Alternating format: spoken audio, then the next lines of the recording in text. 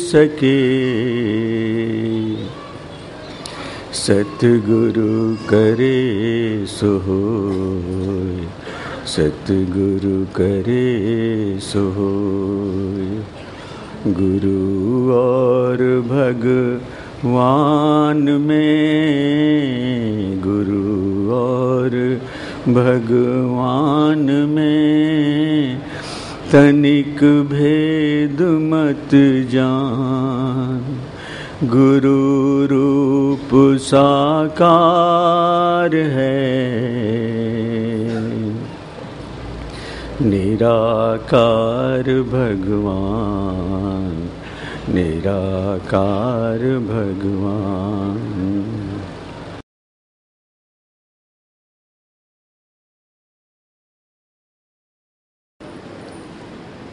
आदि गुरु शंकराचार्य जी महाराज अपनी मनोव्यथा प्रकट करते हुए कहते हैं, पुनरपि जननम पुनरपि मरणम पुनरपि जननी जठरे शयनम, यह संसारे खल दुस्तारे कृपया पारे पाहे मुरारे। वो कहते हैं, जीव की दयनीय स्थिति का वर्णन करते हैं कि बार बार जन्म लेना, बार बार मृत्यु को प्राप्त होना और बार बार माँ के गर्भ में प्रविष्ट होना, जीव की यही नियत बन चुकी है। ये दशा हो गई है जीव की। प्रार्थना करते हैं परमात्मा से, है परमात्मन इस भवसागर से मुझे पार कर दो किसी। ये इस जीव की दशा कैसे हो गई, जो कि उस परमात्मा का ही अंश है। ईश्वर अंश जीव अविनाशी, चेतन अमल सहज सुख राशि। जो परमात्मा में गुण हैं वही इस जीव में भी है। फिर ये दशा उसकी कह गई है। अजर अमर अविनाशी है, वो इस दुखों में कैसे फंस गया, जन्म और मृत्यु के इस भंवर में कैसे आ फंसा है।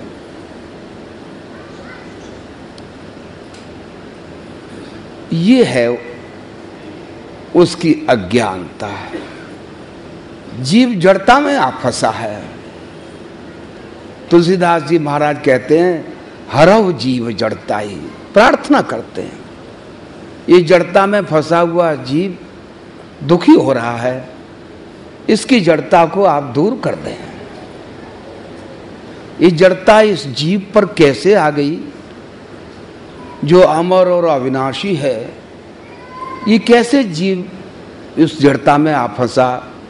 उसके लिए भगवान कृष्ण स्वयं गीता में निराकरण करते हुए कहते हैं, ममई वांशो जीव लोके जीव भूत सनातन मनः षष्ठान इंद्रियाणि प्रकृति स्थानी कर्षति। वो कहते हैं कि ये मेरा ही अंश है जो सनातन जीव बना हुआ संसार में, जो सनातन है। लेकिन मेरे अंश को क्या हो गया, यहाँ पर प्रकृति में स्थित मन और पांचों ज्ञानेंद्रियों के ये आकर्षण में आ गया। उनमें फंस गया आकर के यहाँ पर, और अपने उन गुणों को भूल बैठा है। यहां पर दो ही तो हैं, एक ओर प्रकृति है तो दूसरी ओर पुरुष है। एक ओर जड़ता है तो दूसरी ओर चेतन। एक ओर अंधकार है तो दूसरी ओर प्रकाश है। एक ओर अज्ञान है तो दूसरी ओर ज्ञान है। तो इस अंधकार में आकर के जीव भूल गया, अज्ञान में फंस गया आकर के। कैसे यह ज्ञान दूर हो, बहुत प्रयास करता है, मुक्त चाहता है अपने को। मुक्ति क्या है? छुटकारा। किससे? भव बंधन से। जो बंधन में आकर के फंस गया है, वो बंधन कैसा है? स्वयं का किया हुआ है। जैसे कि रेशम का कीड़ा अपनी ही लार से जाल बनाता चला जाता है, उसमें स्वयं आबद्ध हो जाता है। ऐसे ही हम भी अपने कर्मों के कारण ही उस जाल को बुनते चले जाते हैं और उसमें फंसे हुए। सुख और दुख देने वाला दूसरा कोई नहीं है। सुखस्य दुखस्य न कोपि दाता परोददाति कुबिद रेखा। वो कहते हैं कि सुख और दुख देने वाला कोई दूसरा नहीं है, हम स्वयं ही हैं। कोई दूसरा देता है ये कुबुद्धि है, अज्ञान है हमारा। हम ही इनके जन्मदाता हैं। तो ये हमारा ही निर्मित किया हुआ ये जाल है, इसमें आकर के हम फंसे हुए हैं। कैसे उभरें इससे, क्या हो इसके लिए? उसके लिए तो बस यही है कि जो उस स्थिति में जा पहुंचा है, जो इस जाल से अपने को उबार चुका है, जो इससे इस बंधन से अपने को अलग कर चुका है, उस ऐसे महापुरुष की शरण में पहुंचे, तभी छुटकारा हो सकता है। यहां पर तो ओम का ही पसारा है। अ उ म और हलंत चार हैं, यहां पर चार पाद हैं। अ आना, उद्भव, उ यहां पर रहना, स्थिति है, म जाना। लेकिन फिर कैसे आना है, ये क्या है? उसमें जो हलंत जो है, अर्धमात्रा जिसे कहते हैं, वो पूरी नहीं हो पाती है। और वो पूरी इसीलिए नहीं हो पाती है कि क्योंकि हम कर्म के बंधन में आबद्ध हैं। मनुष्य योनि कर्म योनि है। कर्म के बिना क्षण भर भी ये रह नहीं सकता है। कर्म करना ही पड़ेगा इसे, और कर्म करेगा तो संस्कार बनेंगे, संस्कार बनेंगे तो फिर संस्कार भोगने के लिए हमें ये आना ही आना है। तो ये क्रम जो है, वो जो सर्किट पूरे होना चाहिए था, जो हलंत जो था, वो पूर्णता को नहीं प्राप्त होता है। हम बार बार इस मृत्यु और जन्म के इस भंवर में फंसे हुए रहते हैं। कर्म होंगे, संस्कार बनेंगे, हमें ये आना पड़ेगा और संस्कार भोगने होंगे। तो इन सब से कैसे पिंड छूटे, क्या करें? जीव की वो स्थिति हो गई है जहां पर प्रयास करता है इससे छुटकारे का, लेकिन छुटकारा होता नहीं। हाँ, ऐसे समर्थ के संरक्षण में आ गए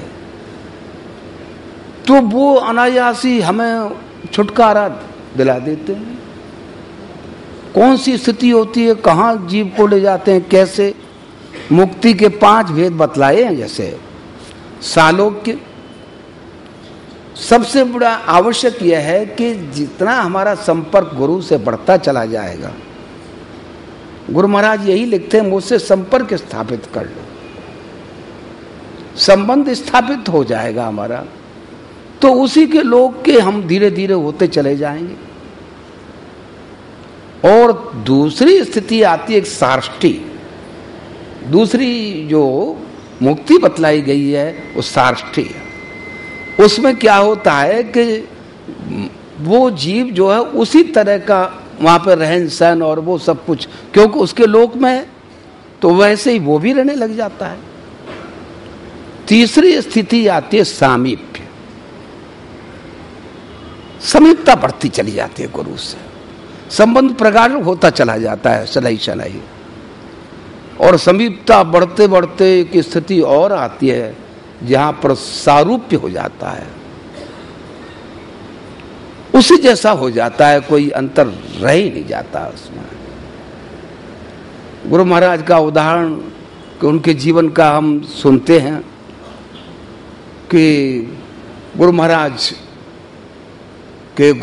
जो थे, दादा गुरु महाराज साहब फतेहगढ़ में निवास करते थे। गुरु महाराज भी दर्शनार्थ गए हुए थे, वरांडे में बैठे हुए थे, मकान का निर्माण हुआ था, तो वो भट्टे का मुनीम आया और गुरु महाराज वहाँ बैठे हुए, तो उनको वो पर्चा दिया हुजूर पैसे बाकी रह गए हैं, इनका भुगतान हो जाए। तो वो कहने लगे कि भाई वो अंदर हैं,